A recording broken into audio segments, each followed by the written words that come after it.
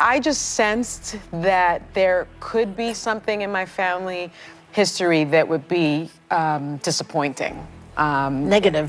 Negative, yes. I thought I was gonna have that kind of moment. And Skip had asked me to do it for a long time, and I finally decided to do it because I thought it'd be helpful for my children. Sunny Hostin, a woman whose name has become synonymous with bold takes on race and reparations, recently found herself at the center of a shocking revelation. Known for her fierce advocacy against racial injustice and her staunch support for reparations, Sunny has built her public persona on the foundation of moral superiority and unflinching confidence. But when she appeared on PBS's Finding Your Roots, the facade cracked in a way no one saw coming. Instead of uncovering a legacy of oppression or immigrant resilience that would further cement her narrative, the truth that emerged left Sunny and the internet stunned. Her family tree revealed not stories of survival or injustice, but something far more ironic. Her ancestors were slave owners. Yes, the same Sunny Hostin who passionately condemns the legacy of slavery and white privilege learned that her own family directly benefited from the very system she has dedicated her career to denouncing. The reaction? Pure disbelief. The irony? Absolutely staggering. For someone who has spent years calling out others for historical wrongs, this revelation turned the tables in a way no one could have anticipated. It wasn't just about her ancestors, it was about what this discovery meant for everything she has stood for. But the story doesn't stop there. Her reaction, or lack thereof, only deepened the controversy. How does someone so vocal about accountability handle such a revelation? Sunny's response would set the stage for one of the most talked about moments in recent history. Keep watching, because what comes next is a spectacle of awkwardness, hypocrisy, and some of the sharpest critiques from her biggest critics. When Sunny tried to salvage the moment, Greg Gutfeld was already loading his best punchlines, ready to take aim at the glaring irony. As Sunny Hostin sat across from renowned genealogist Henry Louis Gates Jr., she was poised and confident, ready to delve into her ancestry on Finding Your Roots. For someone so outspoken about race and reparations, it seemed like the perfect opportunity to uncover a story that would align with her strong public stance. But what she unearthed was anything but expected. It was a bombshell that shook her to her core. Sunny discovered that her ancestors were not oppressed minorities or struggling immigrants as she had long believed. Instead, they were European slave owners who had directly profited from the very system she has spent her career condemning. In that moment, her confidence wavered, her polished exterior cracked. Her response was a mixture of disbelief and discomfort. "Wow, I'm a little bit in shock," she stammered. "I just always thought of myself as Puerto Rican, you know, half Puerto Rican. I didn't think my family was originally from Spain and slaveholders." Her voice faltered, and for a brief moment, the room was filled with an awkward silence that seemed to weigh heavier than her words. Sunny attempted to salvage the moment, mentioning how this newfound knowledge might be interesting for her children to learn, but the damage was done. The internet would soon erupt with reactions, memes, and commentary about the irony of her discovery. But if the awkwardness of the revelation wasn't enough, the lack of self-awareness in her reaction would soon invite even sharper criticism. She's European. Yeah.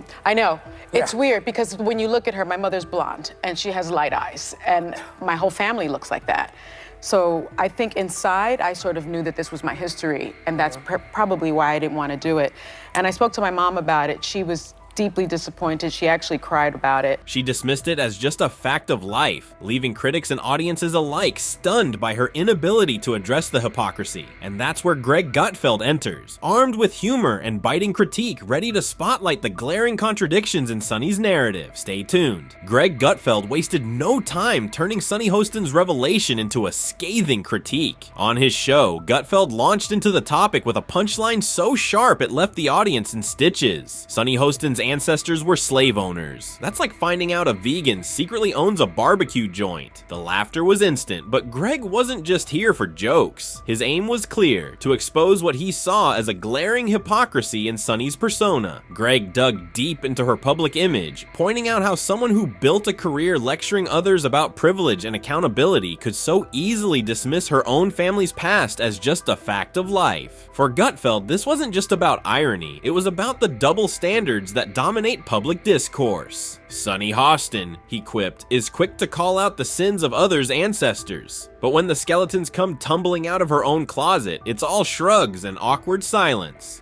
And the critique didn't stop there. Greg took aim at Sunny's habit of injecting race into every discussion, framing her opinions as both divisive and performative. He highlighted how she often accuses others of perpetuating racial injustice, but couldn't muster the same energy for reflection when her own family's history was laid bare. People marry, they share opinions, they influence each other, Greg said, referring to Sunny's claims about her husband's influence on her views. But imagine the uproar if she had to admit that her husband makes her do everything. Then she'd have to accuse him of being a racist too. It was a takedown layered with humor, criticism, and no small amount of irony. But the real question wasn't just about Sunny, it was about the broader issue of hypocrisy in public figures. And social media was about to have its say. Don't look away yet, it's only getting started. The internet didn't hold back once Sunny Hostin's ancestral bombshell hit the airwaves. Within hours, social media platforms lit up with reactions that ranged from hilarious memes to pointed critiques. On Twitter, one user summed up the collective shock perfectly. Sunny Hostin finding out her family were slave owners is the plot twist of the year. Instagram and TikTok weren't far behind, with captions like reparations? Let me write that check to myself real quick, paired with photos of Sunny's stunned face. The backlash wasn't limited to jokes. While some of Sunny's fans rushed to her defense, arguing that she shouldn't be held accountable for the actions of her ancestors, others were far less forgiving. It's not about blaming her for their sins, one commenter wrote. It's about the hypocrisy of shaming others while ignoring the skeletons in your own closet. The sentiment was clear. The issue wasn't Sunny's lineage itself, but her inability or unwillingness to address the irony in light of her public stance. As the memes and criticism snowballed, the conversation extended beyond Sunny herself. And then she said, maybe that's why I have been so connected to Black culture, because it's an atonement in my spirit.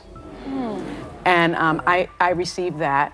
I also found out that, and there were slaves on both sides of her family, mothers and fathers, but we are 7% indigenous Puerto Rican. The incident became a lightning rod for broader debates about accountability, historical awareness, and the pitfalls of identity politics. Sunny's attempt to shrug off her family's past as a fact of life only added fuel to the fire, leaving many to question her sincerity as a public figure. The internet wasn't just laughing, it was dissecting, and in the midst of the chaos, one voice stood out louder than the rest: Greg Gutfeld. His sharp commentary not only amplified the debate, but introduced an even deeper critique of how identity politics oversimplify complex histories. Keep watching, because Gutfeld's take was about to expand beyond Sunny and strike at the heart of the political discourse she represents. Greg Gutfeld didn't just stop at Sunny Hostin, he used her story as a springboard to critique the broader issue of identity politics. With his characteristic wit, he delivered a scathing commentary on how the obsession with race and identity often overshadows context, nuance, and ultimately, personal accountability. When you focus so much on race, you lose sight of the individual, Greg said, driving home his point. Eventually, it backfires, just like it did for Sunny. Greg argued that identity politics oversimplifies complex issues, reducing people to categories instead of seeing them as whole individuals. For years, Sunny has been vocal about holding others accountable for their historical ties to oppression, yet when her own family's dark past came to light, her reaction was dismissive, almost indifferent. It's not about who your ancestors were, Greg emphasized. It's about what you do today. But when you've spent years moralizing to others, that double standard becomes impossible to ignore. Greg's critique wasn't limited to Sunny's personal hypocrisy. He widened the lens to examine the broader implications of her rhetoric. The problem with identity politics, Heck said, is that it creates a lens so narrow it leaves no room for nuance or empathy. It's all blame and shame until the spotlight turns on you. His words resonated. While Greg Gutfeld's critique was sharp, the real chaos unfolded online as social media erupted with commentary on Sunny Hostin's revelation. The hypocrisy was too glaring to ignore, and the internet turned it into a spectacle. From viral tweets to TikTok videos, people couldn't get enough of the irony. Memes flooded in with captions like, "Sunny Hostin finding out her family owned slaves is the plot twist no one saw coming," and "reparations? Looks like she'll be paying herself first." The debate wasn't just about jokes though. Some defended Sunny, insisting that she shouldn't be judged for her ancestors' actions. "You can't control where you come from," argued one supporter, but others countered with a harsher perspective.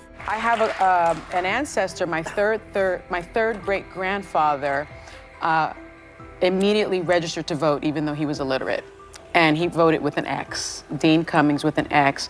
And then he was threatened with lynching by the KKK, by others in the South. This isn't about blame, it's about the hypocrisy. She spent years shaming others for their family histories while ignoring her own. Social media users pointed out that this was a moment for reflection, not dismissal. Sunny's quick shrug and her dismissal of the revelation as a fact of life left a bad taste in the mouths of many. As one commenter wrote, imagine if she had owned it, reflected on it, and used it as a teaching moment. Instead, she brushed it off and acted like it didn't matter. The internet's response was a mix of humor, frustration, and disappointment. It wasn't just about Sunny's personal hypocrisy, it was about the larger issue of moral grandstanding and the lack of accountability from public figures. Sunny's reaction had inadvertently turned her into a case study of the very double standards she often denounced. And yet, as the memes piled up and the debates raged on, one question remained. Would Sunny use this moment to spark meaningful dialogue, or would it be swept under the rug? Greg Gutfeld wasn't done asking that question, and neither was his audience. Stay with me. As the dust settled around Sunny Hostin's shocking revelation, one truth became glaringly obvious. This wasn't just about her ancestors, it was about the broader implications of self-righteousness in public discourse. Critics like Greg Gutfeld, alongside countless voices on social media, pointed out how moments like this expose the dangers of moral grandstanding. Sunny, who has spent years holding others to impossible standards, now found herself caught in the very trap she'd set for so many. But here's where it all could have taken a different turn. Instead of brushing off the revelation as a mere fact of life, Sunny had the perfect opportunity to pivot. Imagine if she had said, I've just learned something surprising about my family's history, and it's making me rethink how I approach these conversations. That kind of humility, that willingness to engage with the complexity of history and identity, could have transformed this moment from a scandal into a powerful, teachable moment. Instead, what we got was silence. No deep reflection, no accountability, just a quick shrug and a pivot back to business as usual. And this is where the critique of figures like Sunny becomes more than personal. It's a reflection of a broader issue, a culture that demands accountability from everyone except those doing the demanding. Greg Gutfeld wrapped it up perfectly. When you spend your life looking for racism everywhere, eventually it finds you, and for Sunny, it was sitting right there in her family tree. It's a biting conclusion, but one that drives home the message: history is messy, and none of us are free from its shadows. The question isn't whether we can escape it, it's whether we'll have the courage to face it. For Sunny Hostin, the world is still waiting for an answer.